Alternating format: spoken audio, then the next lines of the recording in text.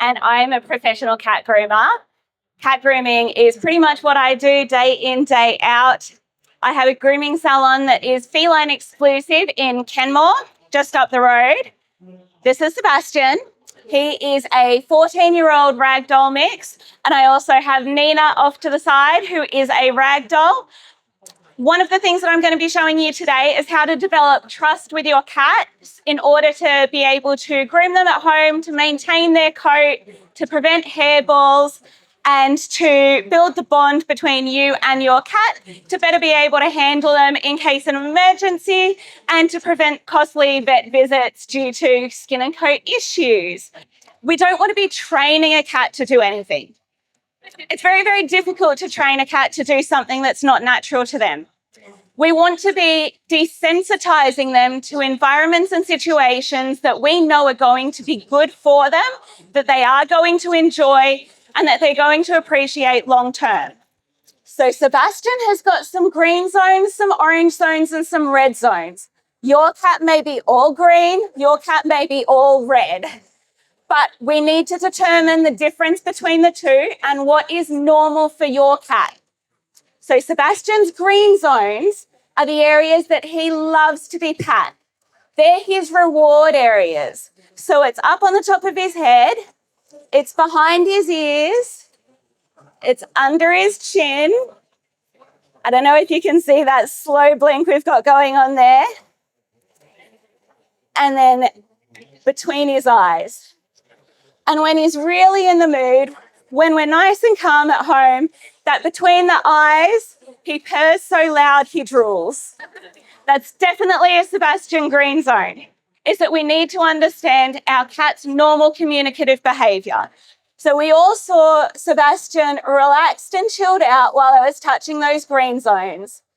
All of this fluffy area here, we're going to call that an orange zone. He lets me touch it, but he's not letting off those happy looks that he was before. Now, as we approach his back end, Sebastian gave me a meow and he turned around to look at me. He wasn't being aggressive. I wasn't hurting him, but he was letting me know that I was approaching a red zone. This is an area where he's sore and tender at the moment. He does have arthritis in his back legs, and I know this. But that's his way of communicating to me, Mum, I really don't want to be touched there. Please, go back to the orange, go back to the green. Your cat may have a red zone on their tummy. So when they're laying on their back, it's not necessarily an invitation to pat the tummy. Those murder mitts might come out. You might see some bunny kicking. It may be a trap. Don't necessarily trust that the tummy being up is an invitation to pat it. Did you know that some areas of the tummy on a cat some areas of the skin on the tummy of a cat can be as thin as 0.3 millimeters? That's really, really thin.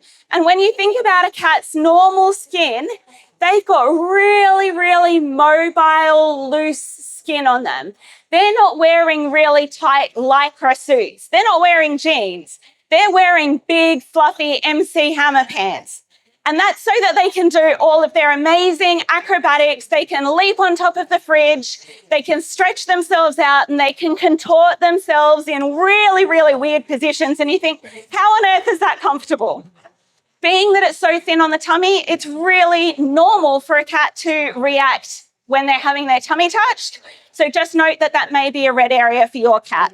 Some cats, it's the tail. Some cats, it's the feet. Some cats, it's the head, but very, very rarely.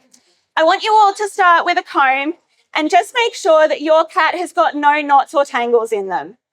The reason that I shave Sebastian's back end, his red zone, nice and short, is because he doesn't even like me touching that area. So once we've got a comb through the coat and we know that there's no knots, tangles, or mats, sorry, baby, I woke you up. We can start on the de-shedding.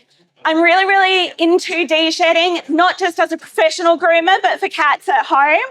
And this is because dead hair can cause so many issues for your cat.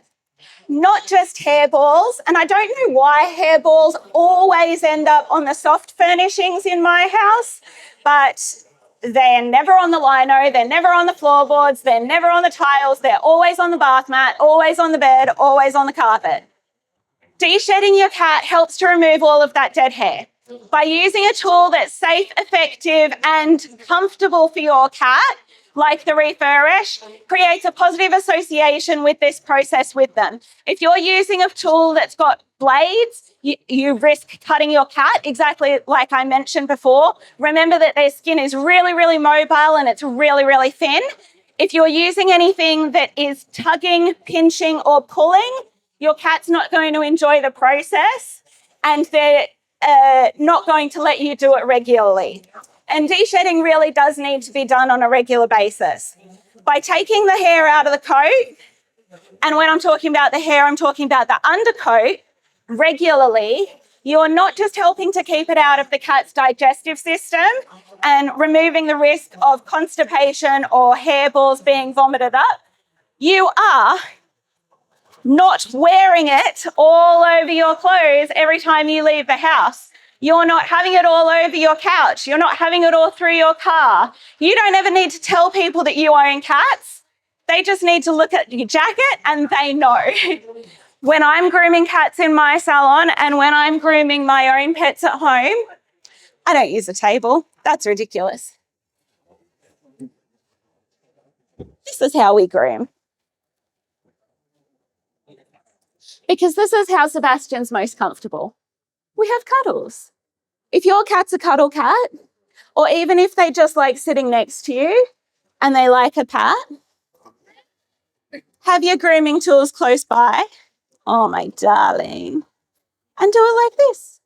You don't necessarily have to set aside 15, 20 minutes every day in the laundry at a specific spot. Get them used to being handled. Get them used to being touched. Awesome. Thank you. Thanks.